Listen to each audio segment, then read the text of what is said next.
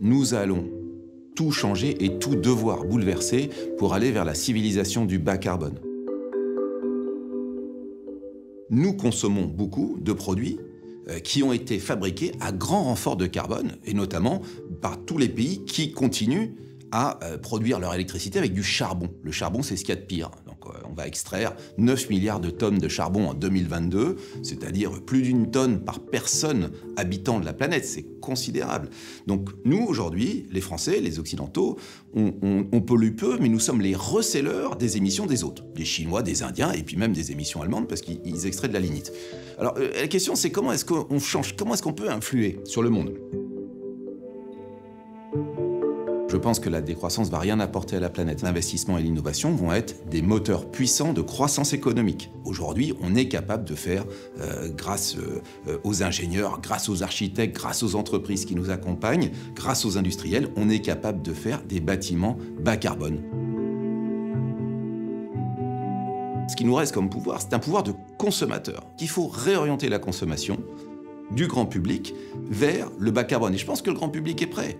Le tout, c'est de lui donner l'information. Tout le monde va mesurer le poids carbone de ce que l'on fait, de ce que l'on achète.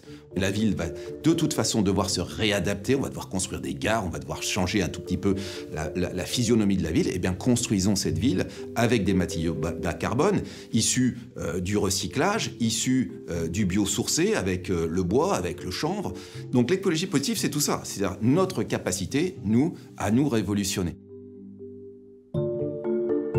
L'immobilier, d'ailleurs, est en avance aujourd'hui, avec le calcul très fin, très précis de l'empreinte carbone de tous les matériaux de construction. On est en train de faire dans le bâtiment cette révolution, finalement, sans subvention, sans interdiction, là où les éoliennes sont très subventionnées, et puis où la voiture électrique est très subventionnée également. Eh bien, nous, on a réussi à le faire sans subvention. C'est formidable, c'est un exemple pour le reste de l'économie.